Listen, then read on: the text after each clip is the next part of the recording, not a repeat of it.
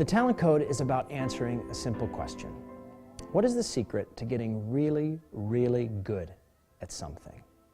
I spent the last 2 years traveling to the world's greatest talent hotbeds, to very small places that produced very large numbers of talented people, to a tiny tennis club outside of Moscow that has produced more top 20 players than the entire United States, to a classical music academy in upstate New York where the students progress over a year's worth of material in just 7 weeks.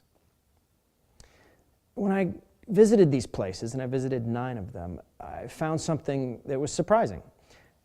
They were different on the surface, but when you looked beneath the surface, what you saw was a pattern. There are behaviors that they share. There are methods that they share. Methods of practice, methods of coaching, and methods of motivation.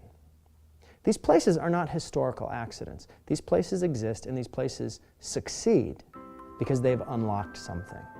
They know, they've found out that talent isn't born, it's grown. So here's an example at Spartak, which is this tiny but insanely successful Russian tennis club. They practice in a very particular way. It's called imitatsiya. They swing very slowly without a ball over and over. Now the kids at Meadowmount, this similarly small but insanely successful music camp that produced Yo-Yo Ma and Itzhak Perlman, among others, practice a similar way. They practice very slowly. In fact, they have a rule at Meadowmount. If a passerby can recognize the song you're playing it too fast. You're not practicing slowly enough. Now, if you swap the violin for the tennis racket, these two places are doing the same thing. Now, here's why that works. All skill is located inside your brain. Your brain tells your muscles exactly what to do and exactly when to do it. And when we practice in certain ways, we actually are improving the wiring of our brains. We're actually upgrading our brains.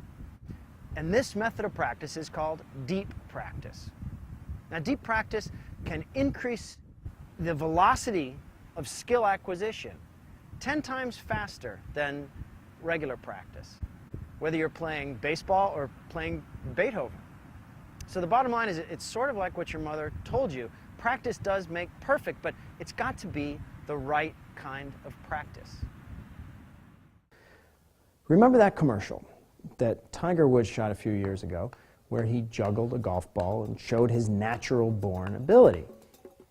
It is talent, but it's not necessarily natural-born. It is something that you can grow because here's a secret.